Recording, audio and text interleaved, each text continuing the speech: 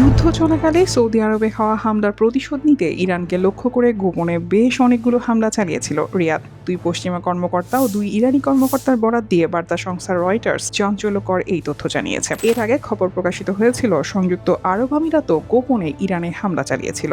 Saudi আরবের এই হামলাগুলো সম্পর্কে এর আগে কোনো তথ্য পাওয়া যায়নি। এর মাধ্যমে সৌদি আরব প্রথমবারের মতো ইরানের মাটিতে সরাসরি সামরিক অভিযান চালিয়েছে সেই তথ্য সামনে এলো। বিশ্লেষকদের মতে এতে বোঝা যাচ্ছে যে আঞ্চলিক প্রতিদ্বন্দ্বী ইরানের বিরুদ্ধে নিজেকে রক্ষায় সৌদি আরব আগের চেয়ে অনেক বেশি সাহসী অবস্থান নিয়েছে। রয়টার্সকে দুই পশ্চিমা কর্মকর্তা জানিয়েছেন, মার্চ মাসের শেষ দিকে সৌদি বিমান বাহিনী ইরানে ওইসব হামলা চালায়। একজন বলেন, এগুলো ছিল সৌদি আরবে হামলার জবাবে প্রতিশোধমূলক পাল্টা হামলা। রয়টার্স স্বাধীনভাবে ওইসব হামলার নির্দিষ্ট লক্ষ্যবস্তুগুলো নিশ্চিত করতে পারেনি। এই বিষয়ে মন্তব্যের জন্য অনুরোধ করা হলে সৌদি পররাষ্ট্র মন্ত্রণালয়ের এক ঊর্ধ্বতন কর্মকর্তা সরাসরি হামলার বিষয়টি স্বীকার বা অস্বীকার করেননি। ইরানের পররাষ্ট্র মন্ত্রণালয়ও এই বিষয়ে মন্তব্যের অনুরোধে কোনো সাড়া দেয়নি।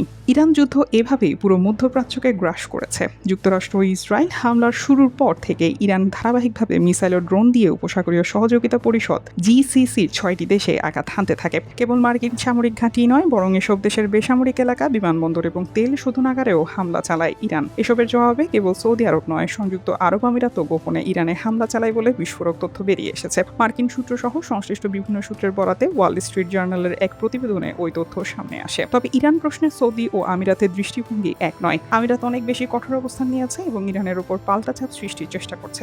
তেহরানের সঙ্গে প্রকাশ্য কূটনৈতিক তৎপরতায় খুব একটা জড়াচ্ছে না তারা। অন্যদিকে সৌদি আরব সংঘাত যাতে নিয়ন্ত্রণের বাইরে না যায় সেই চেষ্টা করেছে এবং রিয়াদে নিযুক্ত ইরানি রাষ্ট্রদূতের মাধ্যমে তেহরানের সঙ্গে নিয়মিত যোগাযোগ বজায় রেখেছে। এদিকে ইরানীয় এবং পশ্চিমা কর্মকর্তারা জানিয়েছেন, সৌদি আরব তাদের হামলার বিষয়ে আগে ভাগে ইরানকে অবহিত করেছিল। ওই পর্বের পর উত্তেজনা প্রশমনে শুরু হয় নিবিড় কূটনৈতিক তৎপরতা।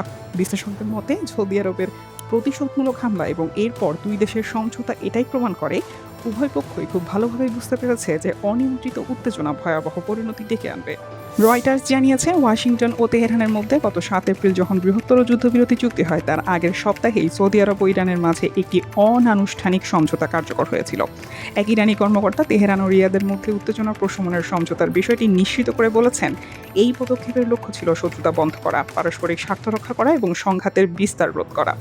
আড়ালের এসব ঘটনা প্রসঙ্গে আরব নিউজে প্রকাশিত এক নিবন্ধে সৌদি আরবের সাবেক গোয়েন্দা প্রধান প্রিন্স তুর্কি আল ফয়সাল লিখেছেন, সৌদি আরব কোনোভাবেই ইসরায়েলের এমন পরিকল্পনার অংশ হতে চায়নি যার লক্ষ্য ছিল ইরান ও সৌদির মধ্যে যুদ্ধ উস্কে দেওয়া। ওই পরিকল্পনা সফল হলে পুরো অঞ্চল ধ্বংসযজ্ঞে নিমজ্জিত হতো এবং হাজার হাজার মানুষের প্রাণহানি ঘটত। এতে ইসরায়েলের আঞ্চলিক প্রভাব আরও বৃদ্ধি পেত। নিউজ ডেস্ক, দুটি আলো।